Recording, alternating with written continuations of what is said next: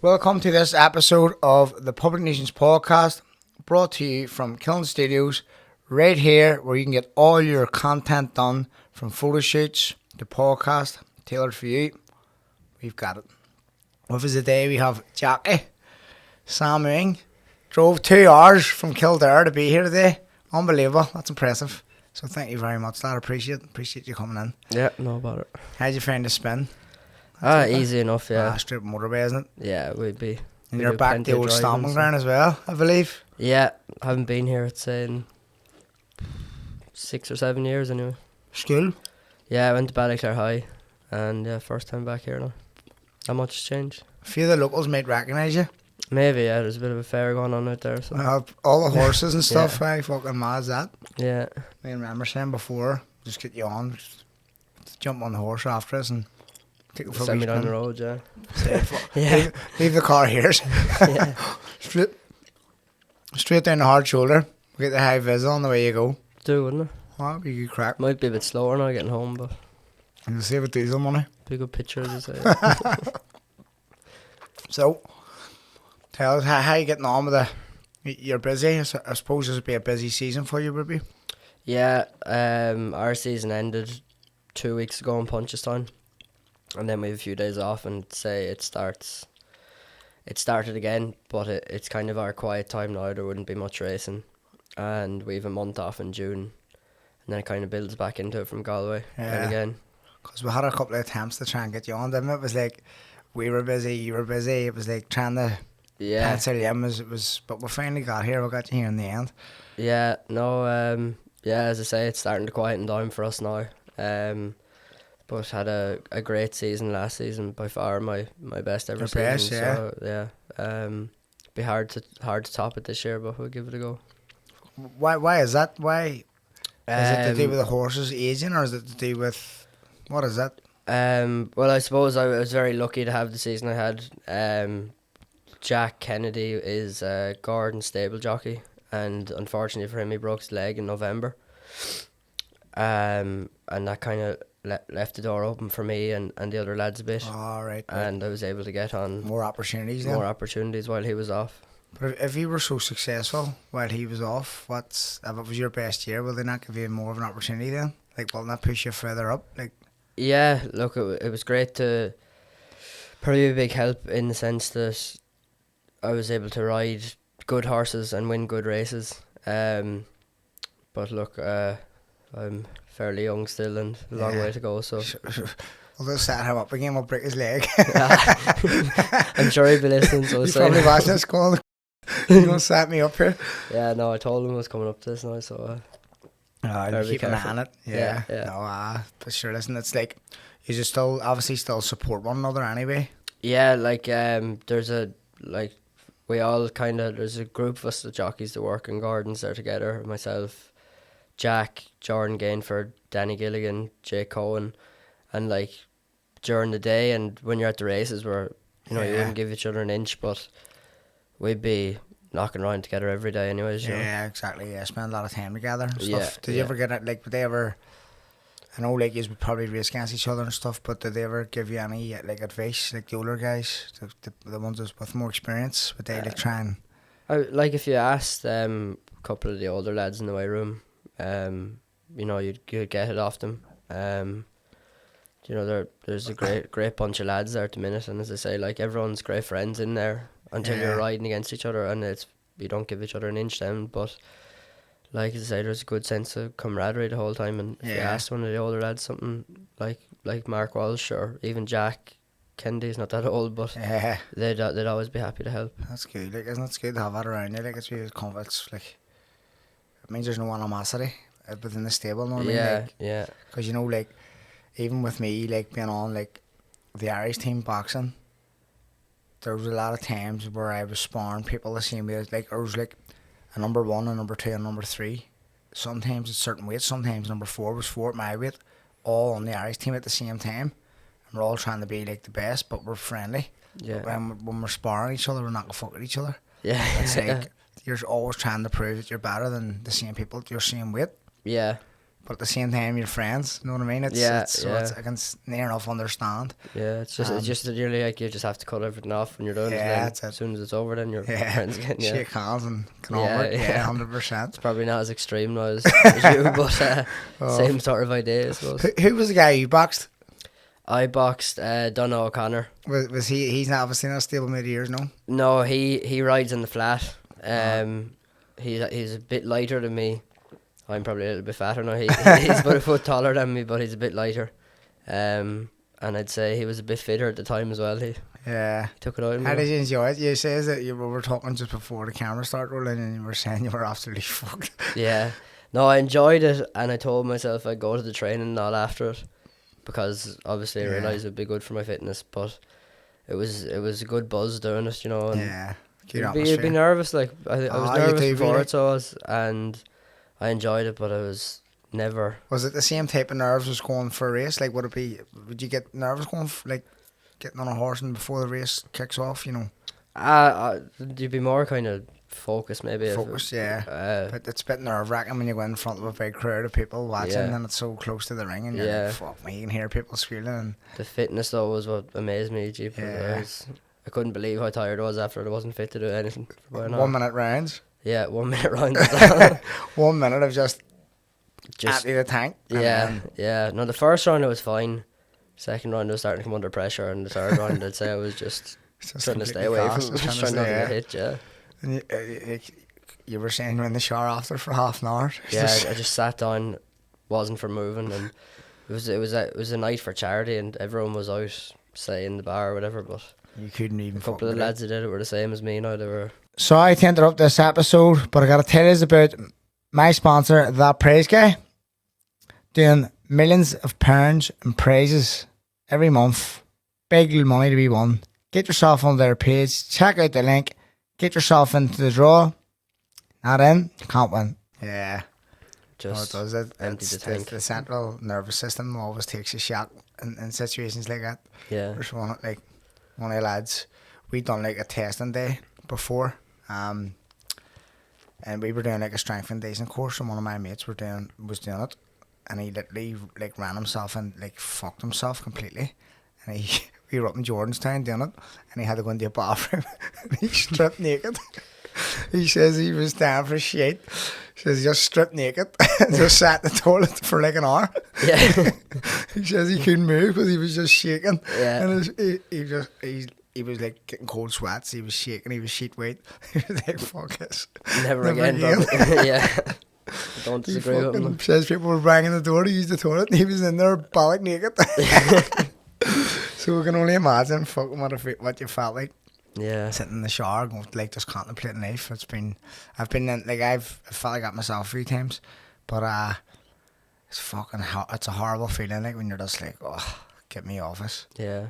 It's just mad the difference though. Like everyone always would say to be so fit to be a boxer. Yeah. And like I was thinking I'm fairly fit, but would you like have you continued on with boxing training from that or?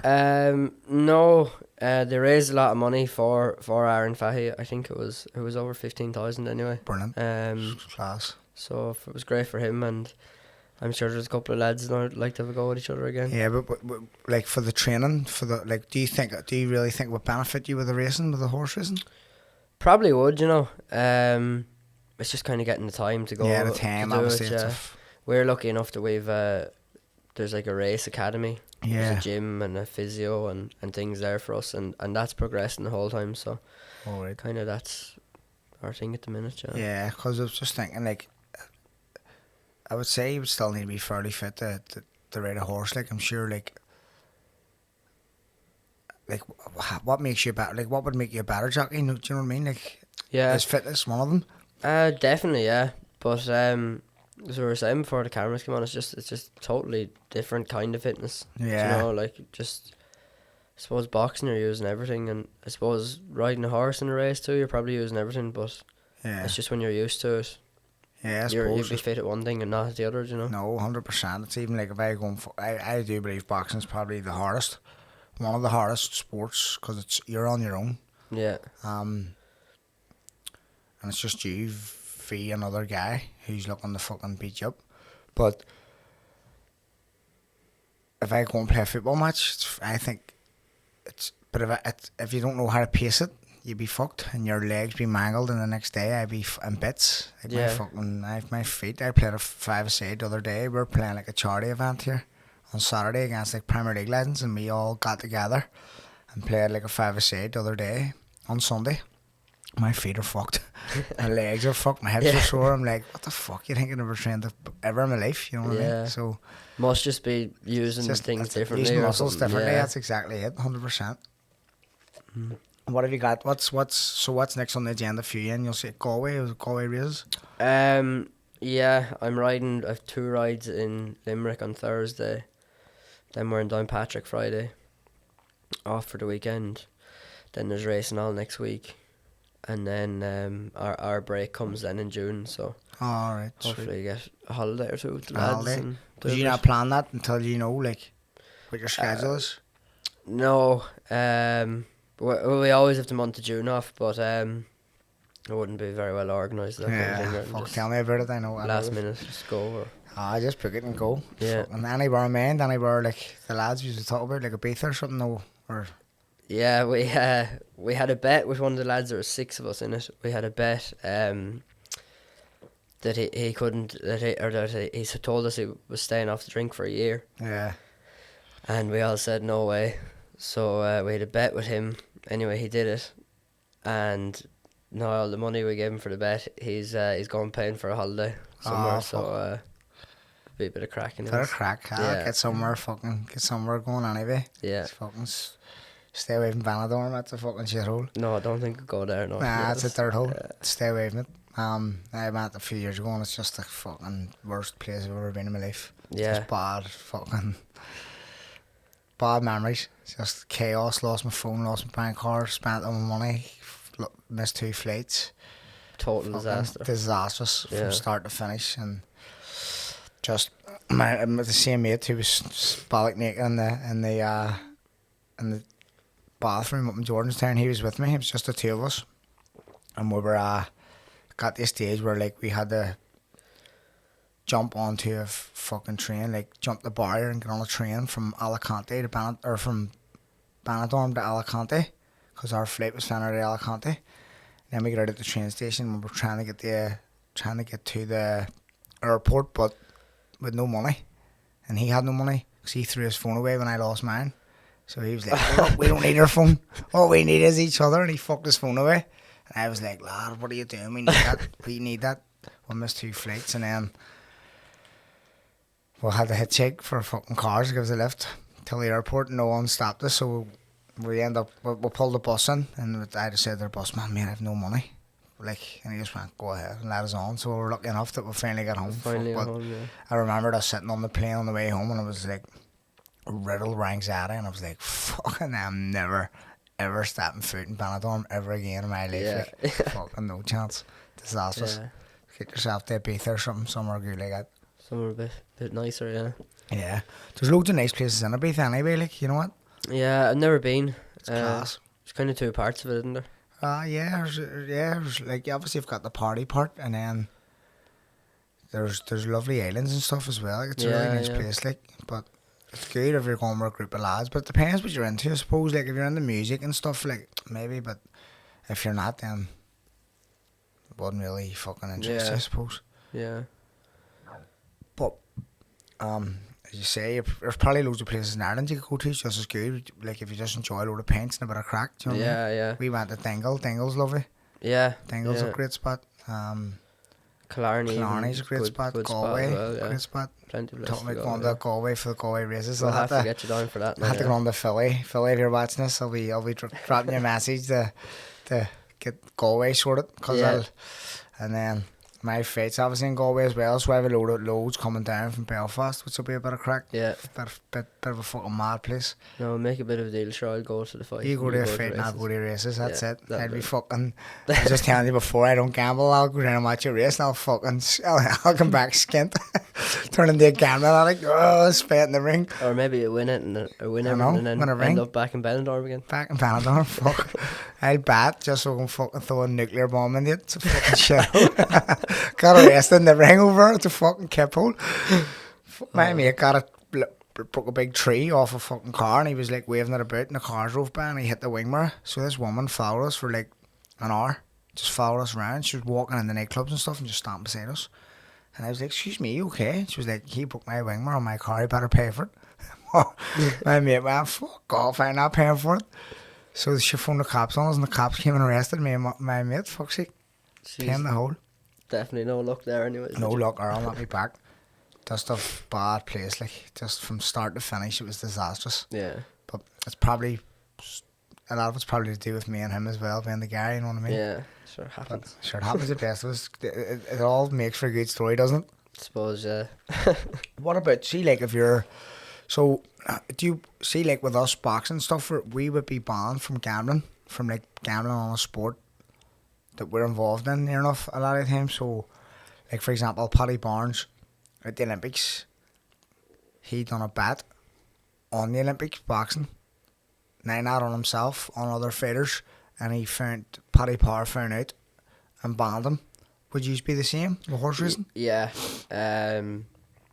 definitely for jockeys anyway, like owners and trainers, and obviously they would back horses. Yeah. Like there's not, but jockeys can't. It's not something. I'd be the same as you. I have no interest in it. Yeah. At all. So it wouldn't cross my mind. But how did you get involved in horse racing? It's such a it's not. Obviously, me being from a city, I would know.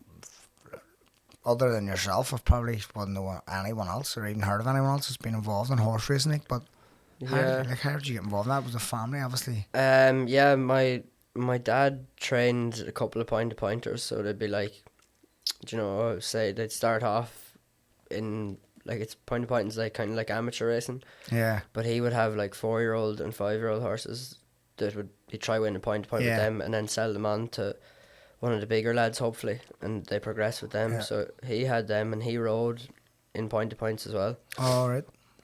And just there was always a couple at home, and then as I got a pony when I was very young, and I just liked it and went pony racing. Then got really into that. He'd be driving me all over the country, every weekend for the summer. And yeah, it was always just what I wanted to do. And yeah. So did you do that the whole way through school?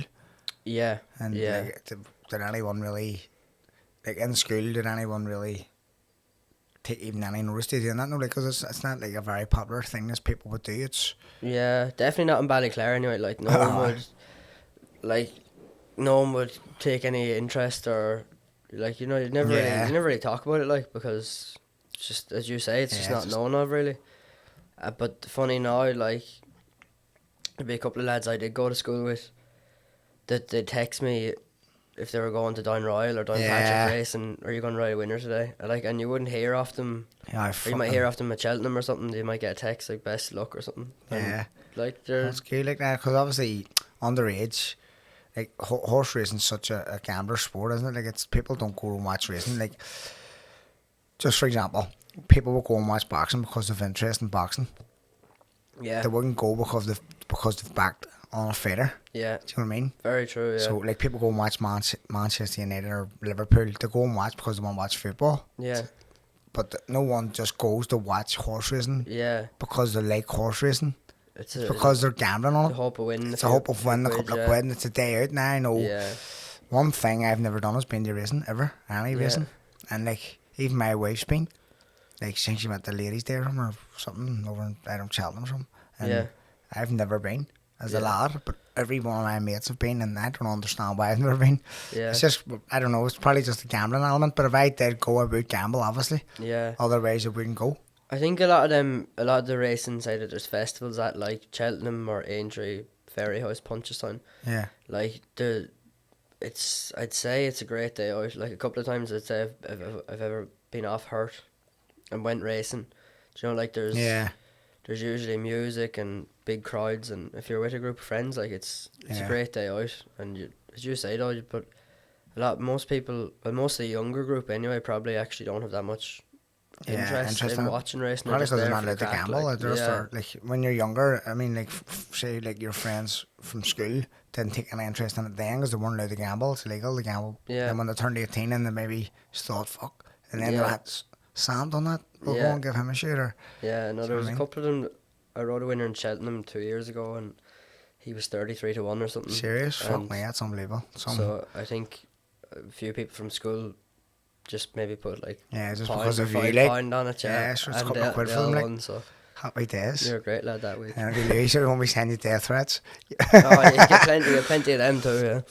I've told this before, like, but when I fought in New York last year, I was 7-1, and I told my mate, I've never asked anyone to ever back me ever, but I was just so confident, and I knew it was like never going to be a price again, like ever. I've never been the underdog in a fight, and because I was fighting the world number one, I was like, obviously I knew I was going to be the underdog, but 7-1. So I texted one of the lads. He would punt. He doesn't gamble no more, but at the time he would have threw a few quid on anything, horses, the lad. He's big gambler, like.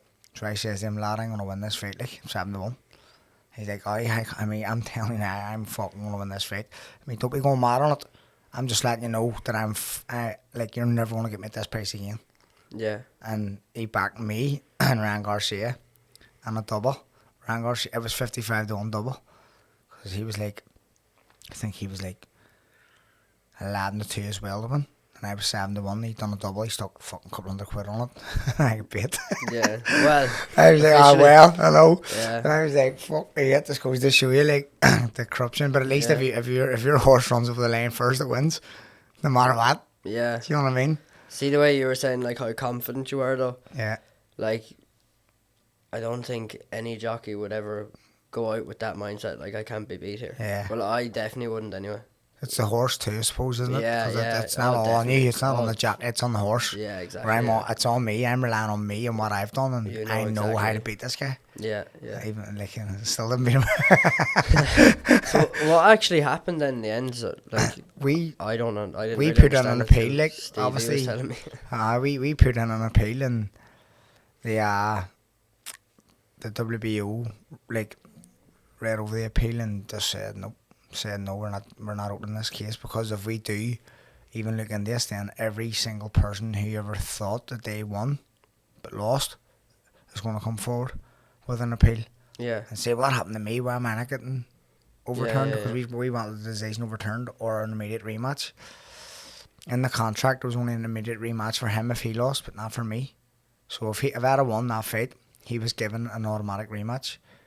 Where if I had have lost, I wasn't given an automatic rematch because he was the world number one and I wasn't. So it was like, it's all politics of boxing. Like, it's a load of shit. It's mad, isn't it? But we put the appeal in, and the WBO just said, nope, we're not even looking at that. You have to pay like a couple of £100 or something for the appeal. Mm-hmm. It's just a money making thing for them. Like, Yeah.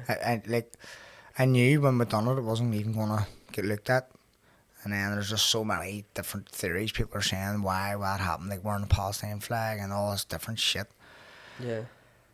And it's like, it's nothing to do with sport. Like, it's nothing to do with the actual boxing. It's just If you look at the actual boxing, look at the boxing, I won the fucking fight easy. And will he not fight you again then? Or? nah, I don't think so. He's fought 2 or 3 times now since then. So he's actually fought three big fights he's had since then. So he's probably just moved on. And one of the lads, he done an interview. He was fighting Teofimo Lopez in New York last month, and he says, like, someone done an interview with him, like the Zone Boxing done an interview, and they were like asking 5 questions. They were like, who's your hardest fight? And he said, Sean McComb. That's enough for me to know like, why would he want to fight me again? Know what I mean? Yeah, exactly. Like, it's just, he's already, and the only fight, I thought that was easy. I genuinely thought it was easy. I can remember going back at like maybe the 8th or 9th round, and Pete Taylor was like, me, how do you feel? I was like, I'm sweet. He's never beat me here. Like, he's hit me, he's not going to, I can't lose. And Pete was like, just stay switched on, don't even care about winning the next 2 rounds. I just want you to survive the next 2. He's never going to hit me. Like, Yeah. I'm sweet. And I just remember being that confident, and I was like my life changed here. And the 8th round, there was still 2 rounds left. I was like, this is my life changed forever now. This is me. I'll fucking end up a millionaire here. Like, I was snooed. Yeah. And then obviously the decision called it a split, and I went, a split decision, which meant one judge gives it against me, and I thought 2 would have given for me. And then it went the other way. 2 went for him and 1 went for me. I was like, what? I just went, fuck it. Yeah. boxing's a lot of shit. Yeah. Yeah, so it's a corrupt sport, but it always has been corrupt, you know what I mean? And Yeah. like if you look at Michael Conlon in the Olympics, saying about like it's corrupt from the core right through. He's right from underage boxing right up. It is like even in our own country, like there's people who cheat you, and that's just the way it's always going to be because it's only a vote. Do you know what I mean? See when you think about it, see judging. It used to be computer scoring. We had to press a button every time someone punched, but the 3 judges had to press the button at the exact same time within a second, or the score didn't register. So see if I landed a blow on you, Yeah. and me and this judge, say Judge A, Judge B, Judge C, let's say Judge A and Judge B pressed the button at the same time, and then C reacted late, the score doesn't register. Yeah. Because he was late, and they have to see the punch at the same time, so you have to be... It's like a computer is game. it still like that or not? No. Not anymore. They've taken the computer scoring away. Yeah. Because they were saying that was corrupt. And then they've put in that it's like a vote where it's like basically just a judge just says, yeah, he won that round, 10-9. But then they caught them cheating in the Olympics where like, let's say there was 5 judges sitting there in a ring. They were putting their hands on they were putting, at the end of each round, they were sitting on the table, they were putting their hands like this. And this meant red corner. So I'm voting for red corner. So they were all going for the same fighter. Yeah. And then this meant blue corner. It's all wee stupid things of boxing. Like, this is going on. This is like fucking people's livelihoods getting taken away from them, you know what I mean? Yeah, And a lot of them competitions are like the World Championships, European Championships. If we get a medal, we're on funding, like 40 grand a year, tax free, and that keeps us boxing as an amateur, yeah. and it supports us. But if a judge decides to go against you just because, like, That's it. it's your livelihood gone, Yeah. and no one gets to see it because the World Championships and the European Championships are only YouTube streamed. They're not on live TV for fucking thousands of people to see. The difference between my fight and them is there's no one to see them. Yeah. My fight, there were 17,000 people in the arena, and it was worldwide. It was a pay-per-view event worldwide, so everyone was able to see it. So the backlash was big for my fight. Yeah. But that's happened to me numerous times where no one's seen it. Yeah. As an amateur as well, Yeah, even yeah, as an amateur boxer, you know what I mean? Like, to go to the Olympic Games, I fought Albert Salmov, and he won 2-1 split. He was world champion, but I won easy. Yeah. I won easy, and no one even knows about it. So Do you know what I mean? Yeah. So like you were probably beat before you went into the Yeah, ring, even you're if you- beat because he's a favourite. He's number 1. He's ranked number 1 fighter. He's like the poster boy of boxing, and that's what you're up against going in there, and the judges know who he is, and it's just it's corrupt the fuck, like it's Fry your corrupt. head. So I made if you've any ponies going, I'll get the child one for Christmas. The spare helmet. You there in flying the car, about, bring let, right let up. the child fly about Yeah. and fucking horse. Get him one out there today. At the I'm fair. telling you, get him out there in the Smoke fur. a couple of small ones. I tell you what, he's mad enough he would jump on one of them horses. Yeah, see him there up in your He front. fucking loves it. He's mad, he is. Yeah, he loves animals. The school asked me to go to Streamville Farm with him last week, so the school was going to Streamville Farm, and they says, look, come on, can you, your wife, come with us, because he's fucking, you need eyes in the back of the head for him. And I was like, no, I can't, I'm working, and my wife's working full time, I can't just fucking drop and go. He said, just, can you get someone to come, because we're afraid of, like, he run off, or he's hard to control, and there's so many other kids there. Yeah. So I was like, I can't take us off work. Or like, you can't take it off work. So I just says, what are they going to do? They can't leave him at home. So they had to take him. But he loves animals, and I was telling his teachers, and she was still going like, I know, but like, he doesn't listen. He just goes and does his own thing, and he never listens. And I was like, I'll tell him off before he goes. And then after he came back, I asked his teacher, well, was he good? And she was like, he was brilliant. He just knew every single animal. He knew what it was called. He loves animals. He fucking loves them. So see if I told him I was getting them a horse, fuck, he'd be jumping. But I can only imagine bringing them, because we live we live obviously in like a wee area. There's it's just all houses everywhere. There's no fields or nothing for me. I just imagine rocking up for a horse. All my neighbours would be like, what the fuck's this? You're only around the middle of Belfast. I'm flying about Belfast. But see, in Dublin, there's a lot of them. Like, obviously, you're in Kildare, but like I train in Ballyfermot, and like they're just flying about. The travellers and stuff just fly about in a wee cart with a horse. They just fly openly on the road. Like, Yeah. but you very rarely see that in Belfast. No, jeez, I've never anyway. No, I've never seen it. But it happens a lot in Dublin, like, a lot. It's very common. In Ballyfermot, they're flying around with horses. Yeah, it's mad, isn't it? Yeah. Different, I've obviously. never done that now myself. Have you not? Don't think it'd be for me, no. What, I'd say it'd be good crack, like. I'd enjoy it. Maybe, yeah. But we used to have, like, horses on the fields and stuff, where I come from, Third Lodge. There's none about no more. Because there's like a traveller camp up beside us on the Glen Road, and there's one up at the top of Mona Bypass. And they always had horses and stuff, but they don't have any no more. Like, they actually had caravans and all. Now they've got bungalows. Maybe that's part of the reason. You know what I mean? I don't know. Yeah, I'd say you should get him a little pony anyway. Where would you say if I was just a normal person, but I had to go and like keep that and would I have to keep that somewhere? Yeah, maybe like a riding school or something. Yeah. But if you actually did like it, you could actually just go to a riding school and you wouldn't have to buy one. It'd be loaded with horses and ponies. Is there any riding schools in Belfast?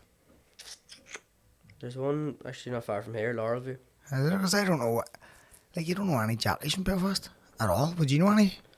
Not from Belfast. There's a couple of lads from up here, alright. There's Darren McGill and Oran McGill.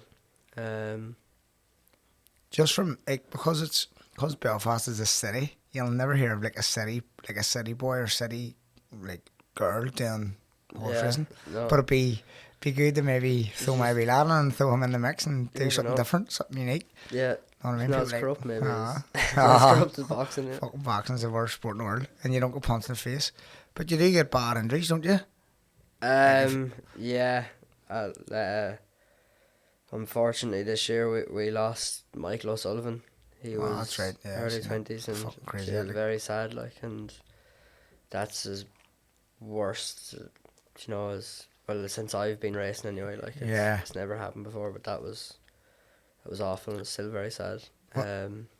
So like it puts into perspective, if you're how dangerous it is, like. lying in the ground there with a broken leg or something, it's Yeah, you're fucking you're like, what's the worst injury you've had?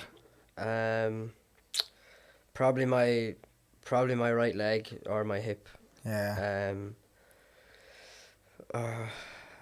My arm, I broke this arm on both sides. That was It was looking at me when it was faced the wrong way when I got up. But like you say, if you have a bad day, say you got beaten a couple of horses you thought would win. Yeah. And you're walking out there, like you'd be just like, you'll be alright. could be worse. Yeah, that's Could it. You be always worse, look at it that way, like. Yeah. It's good. It's near enough a good mindset to have, isn't it? Like, Yeah. because of like how extreme it could have been, like, and Yeah. especially whenever you know someone that you say like Yeah. that something so Definitely. tragic's happened to, it's like, Yeah. I'm fucking fortunate enough puts here. There's life in people out there who perspective too. fucking didn't Yeah. come through the other end of it, like. Yeah. And do you ever think you're acting in, like, when you're going to the race, like, this could happen? So No, No? I think if you think that, you probably shouldn't be doing it. yeah, That's when I do. Like, I often think like people fucking die of boxing here. Like, like when I get in the ring, I yeah, often think like I need to be switched on here. yeah, It keeps me switched on because of how severe it could be. Like, people have had bad brain injuries. People have died in the Yeah. ring, and I'm like, people like I need to fucking stay switched on here, and don't let someone hit me. Like, sometimes you can feel comfortable and like just stay there and give your legs a break and stuff, and let people throw punches and just catch them and counter. But when I tell myself that, I'm like, this is how severe this is. Like, it's like a Yeah. warning to myself, like, to be fucking about. yeah, 'Cause sometimes I do fuck about, especially if they're not big punchers. No, like, they could be a skilled fighter, but not a big puncher. And I would just take more risks and just let them hit me and then hit them back, and you know what I mean? yeah, And then you have to catch yourself on sometimes, go like, I'm still getting hit here regardless. yeah, You know what I yeah. mean? It's, you need to fucking knock that in the head. It's mad. But if I'm fighting a big puncher but less skilled, I'll not get hit at all. Because I just know if it hits It'll like hurt. fuck, he'll hurt me, I'm not going near him. Yeah, And like, they'll very rarely hit me. And they're probably my best performances, do you know what I mean? So the bigger puncher you are, the better I'll perform. yeah, And then I'll take less chances. yeah. Fuck that. Well, the day I was training with you anyway, I could barely hit the pads and you were moving them. Never mind. You were good, but you had good, like, you picked it up quick enough, but you were doing a wee bit of training before you came with me, weren't you? Yeah, yeah. Where were you training? What's the name of it? It was maybe St Mary's or something in St. Kildare, Mary's, Kildare Kildare, town. Just a good bunch of people there and Yeah. a couple of good lads that boxed the head off me in the sparring. It's alright. good. It's like, when you go into a new environment, like in the boxing gym, it's a wee bit like intimidating, but you're always welcoming, like they're always saying and welcoming, like. There was this lad, they had me sparring one night, he boxes in there, and I'd say he was maybe 12 or 13, but he was twice the size of me. Yeah. And I couldn't get it. He just put me in the corner and just hammered me. It was tough work. But he didn't look 12 or 13. Had a moustache in the beard. Yeah, embarrassing enough now, but he was knocking everyone's pan in, so it was alright. See, your weight, see, with your horses, what, like, do you have to rate a certain weight? Yeah, I'd probably walk around like 10 stone 4, 5 or 6. You're having me. You can't. I box at 10 stone. Yeah, there's nothing obvious. What do you box? Do you race at 10 stone?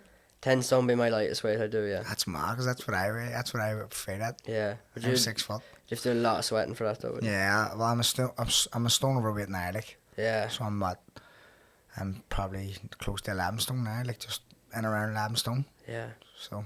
It's a lot of sweating. It's a lot of sweating. But there's jockeys out there that do the same, like extreme weight cuts, do they? Because I was in a sauna before in the Camden Court Hotel, and there was a jockey in there with fucking sweating it out. Yeah, probably. In and out, sweating it out. Like. Yeah. Probably would wait, no, like, unless you were after eating and drinking a lot and then came on to a lightweight. Yeah. There probably wouldn't be many lads that would have to lose as much as a stone now. But Keith Donahue, he's one of the best jockeys in Ireland, and he's a big lad, but like so good to sweat, and he's very healthy, very so dedicated to it. Like he'd have to do a lot. But for me, I'm lucky. Like I'm only that weight, and worst case scenario, I'd have to lose 6, so maybe miss dinner. Yeah, that's sweet, isn't it? A couple of hours sweating, that's all. Like it's not too bad. See, like, do you race multiple times per day? So you can race up to like 1 or 2 horses, 3 horses maybe a day. Is that right? Yeah, if you went racing with a full card, you could have 7 rides. So what happens when you weigh in? So do you weigh in that morning? No, so every horse will have a different weight. Yeah. So say like we have a lot of different saddles for different weights. So I have a stone saddle, half a stone, and then a smaller one again, and then one like that size for when I'm doing 10 stone. So say about 40 minutes before the race, you go to the scales, weigh out with your stuff, give your saddle to whoever's taking it, and then if you finish in the first 6 or pull up, you have to weigh back in. Oh. After, so like even if I so was you can't hydrate it or nothing. No. You can't like drink a little water. You just stay at weight. You have to wait till it's on the horse till you're over. Back in. Yeah. No way. Yeah, and then you just weigh in now for each race. So that's harder again because it's hard. Like, well, I don't know about you, but like, or how extreme it is. But see, when I'm severely dehydrated before weighing, see, like the day before I weigh in, that's when I do my big weight cut with sweatsuit on and stuff. Yeah. I'm just sapped for energy because I've no water in me. Yeah. No hydration, so I can only imagine racing. Yeah. Dehydrated. It's not nice, no. But to say, I rarely to be too bad. Compared to some lads, yeah. So whenever you're at 10, whenever you do race at 10 stone, like you have to be 10 stone, is that you at your worst probably? Yeah. Like would you be fucked? I wouldn't be. I wouldn't be in good form. Like as you say, you'd be thirsty, you'd be tired. Yeah. But I usually find, like, say, if you're sitting there for an hour before it, you'd be like, you'd be half depressed, and then once it's done, then, or once you're on the horse, like, you're grand then. Would you ever consider bringing in like nutritionist or anything? We have one at the race centre. I used to ride in the flat, you see, so like 3 or 4 years ago I was doing 8.5 stone, so, and just started growing then out more than bulking season. Yeah.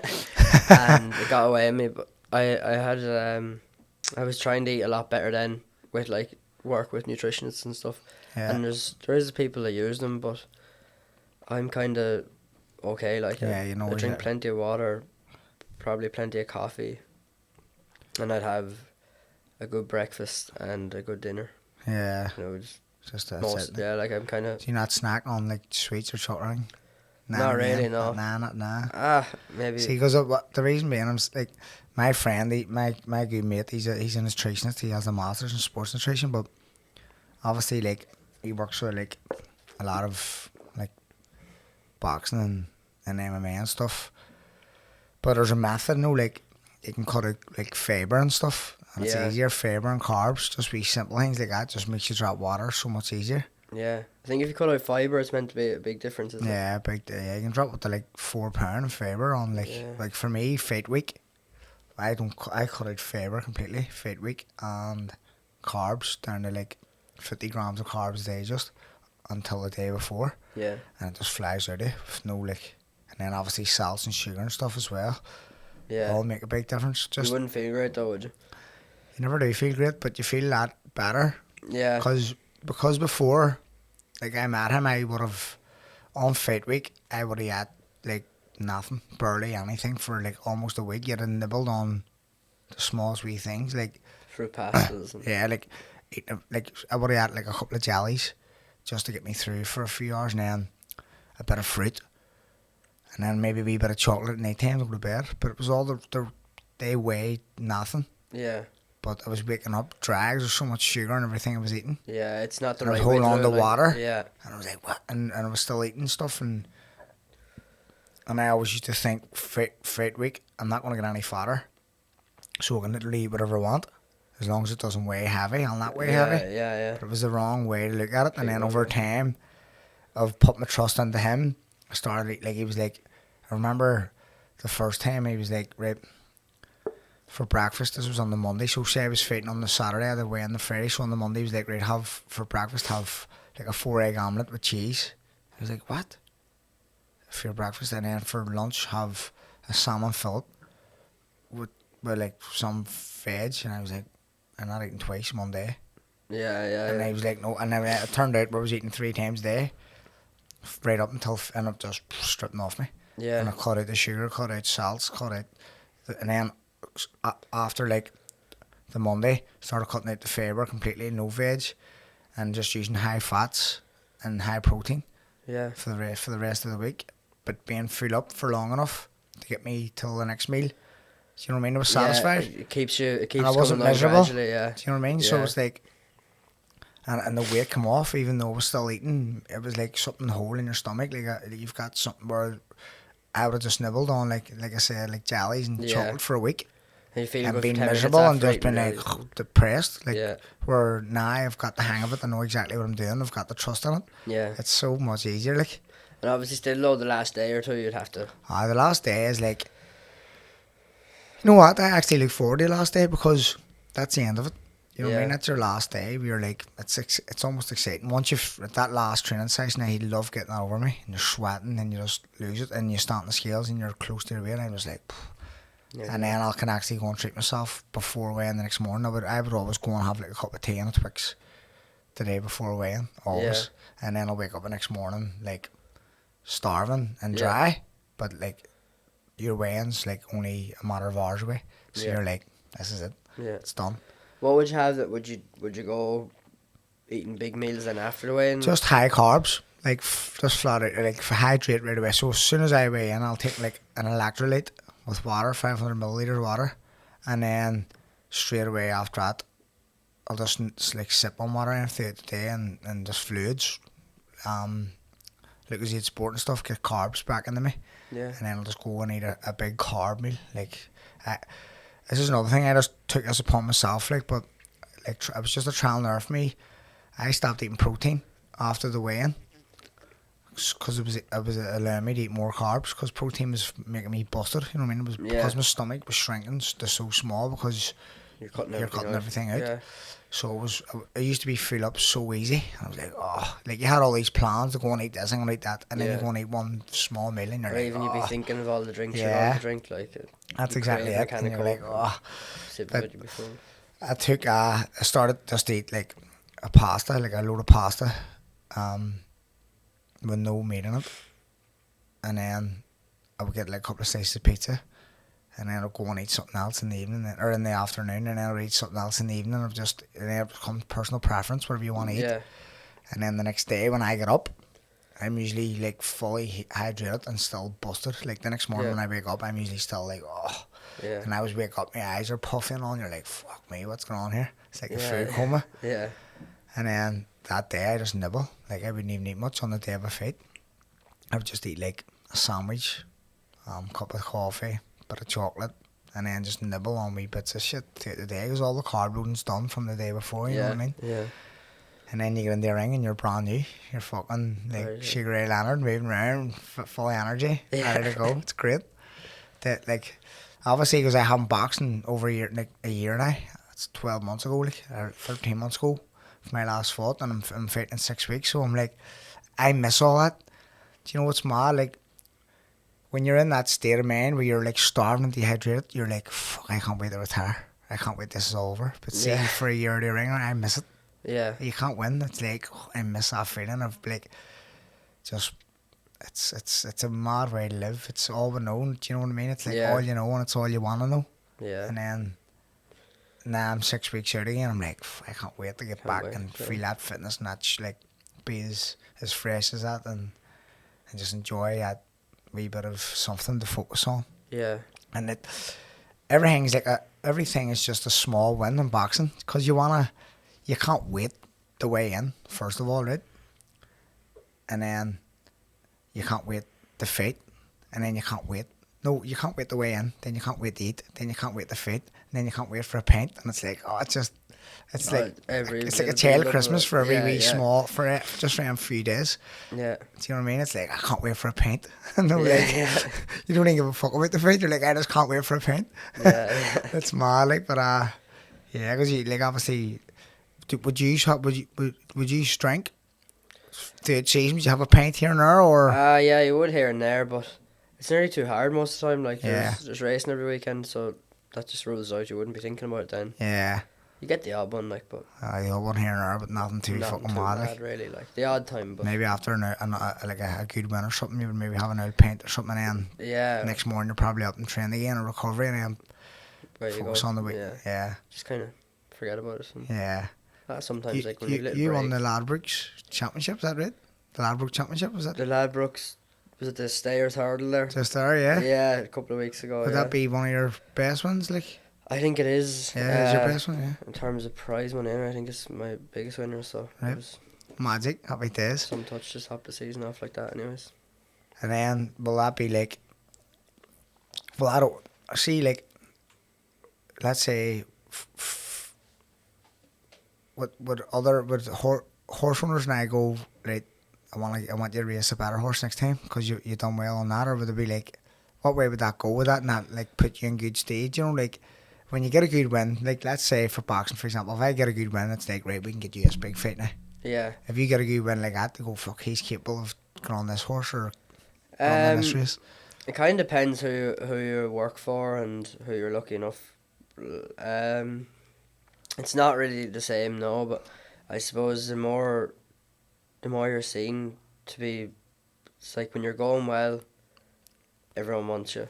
Yeah. And when you're not going well, no one wants everything's very quiet, like. Yeah. And that's just kind of the way it is. Unless you're like, probably have one of the better jobs. You know, you're really consistently always riding winners. Yeah. And doing well. How do you get that stage, but without like getting handed good horses? Like let's say AP McCoy. Like how does he get that stage to be so fucking good? Like he got, I don't really know his story, but say like I think he started off in the flat and that wasn't working. He was too heavy and things, and then he went to England, got a good job, rode loads of winners, was really hungry and dedicated, and then he got the Martin Pipe job, which was the best job at the time. Yeah. And then sure, when you're riding all them horses and riding winners, that's just progresses. Like, and you need a lot of luck too, like with injury. I met him. He was at the RTA Awards when I was there. We were for the Irish team. We were up for Team of the Year, and he was up for Sport Personality. He actually got it that year. Yeah, got a few times. He's a nice fella, like very fucking, it's very nice fella, like. Very, and he's small as well. He's like for an old man. It's like, you know, like when you see, I know jockeys are small, but because he was older and he was on TV and he like. It was almost like fucking. I was looking at him like Benjamin Button or something. I was like, it's like he's going backwards or something. He's small. It's like his head didn't suit his body and all. Yeah. And I was like, this is mad. I was almost starstruck seeing him. But I was like, I just couldn't believe it. Like how small he was and like And he'd probably be tall enough for Yeah, a but jockey he's still as well. tall enough. Yeah. Like, I know, it's just because of the TV, and it's just, I don't know. I just thought his head was gonna be like, because he's a big enough head, and I just thought his body was gonna. I've never probably seen him without a helmet Yeah. on then as well. So I was like, fuck, I was a wee bit like taken back by it, but he was a really, really nice fella. Like, Yeah. I mean, he took time. He started talking as well. He was, and he's a legend in the sport, isn't he? I suppose. And Like, he best, class. Like, what he going to like? So let's say he retires from like, horse racing. What's he doing now? Will he going to like pundit? Is there anything he'll do like commentary, or he will works he a bit for train? ITV. He'd be Oh, like, yeah. he'd be on the ITV things, and I'm not really sure what else, but Yeah, like a lot of the good jockeys that retired recently, like, or say in the last 5 or 6 years, like Ruby Walsh works Yeah. for Racing TV. And then I suppose there's some lads that go off and do their own thing, and yeah. Just because it's something like you. Like, would you go into like training or maybe ban horses or something? You know, like being owner, maybe, I don't know. Yeah. Like, just to stay within this, like to stay involved. Do you know what I yeah, mean? 'Cause, I'd imagine I'd like to anyway. yeah, is that something you would like to do in the end? Like, if Not TV. I don't think Not I'm very good TV. at it. No, don't think it is for me. Wouldn't know what I'm talking about. yeah, I'd be alright. Fuck's sake. So what's the plans now? Rest of the day, you back down and I'm gonna go home here for a while. Say hello to the family. up here while you're up here. Yeah. Are And they expecting you, or did you let them know that you're coming up? yeah. Pop the head in for a while and Pop the head probably in. head back down the road then. Yeah. No more. Is that so? You've trained this morning. Is that you finished now for the day? Yeah. Happy days, So, brilliant. So like be finished at probably 12 or 1 most days unless we're going racing. Yeah. So it's an easy day when you're not racing really. You can have Yeah. the afternoon to yourself really most Great, of the time. man. Happy days. Well, look, listen, I'll let you get back to see the family, and I appreciate you coming on. No, thanks for having me. We'll keep our eyes peeled Yeah. for you, and maybe get a wee fucking pound or two on you for the next one. Sure, we'll see each other in Happy days. Galway. Appreciate you coming on, lad. Thanks very much. See you, man.